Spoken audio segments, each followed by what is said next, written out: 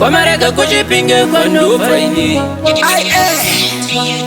Chifumbura Samanyika Roba bajoza matipire iwe na manje. Seko linzi pakana manye wa utsu chichecha minana. Shaunengo chati uraya ne pipi kufunga ngomwana kushe kuchona kazwa pipi.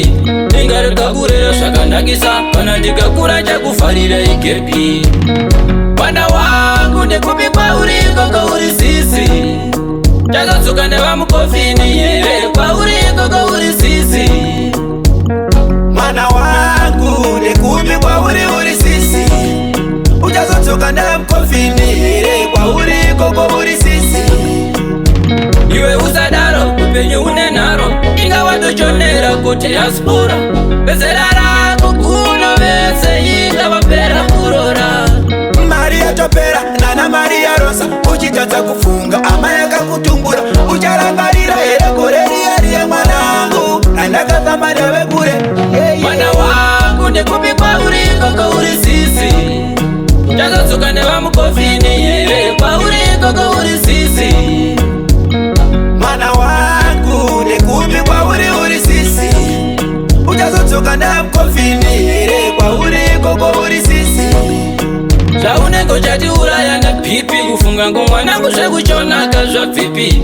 Ingareka kurera shakandakisa kana ndikakura chakufarira ikepi. Mukoma wako timina chairosi waitombo taura pamusoro pako.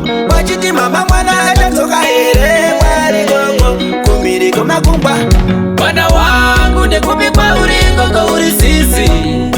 Chakatsuka neva mukofini yere kwa uriko kwa urisisi.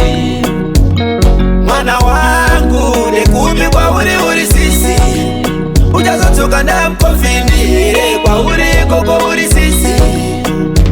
Iwe usadaro upenyu unenaro.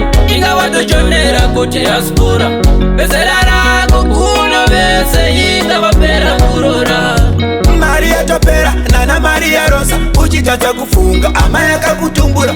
Ucharangarira ere koreria rie mwanangu. Nandaka kama dewe kure.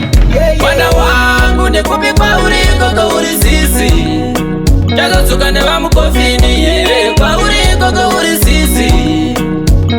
Mwana wangu ndekupikwa urisisi. Uchazotsuka neva mukofini yere kwa uriko kwa urisisi. Mwana wangu ndekupikwa uriko kwa urisisi. Chakatsuka neva mukofini yere kwa uriko kwa urisisi.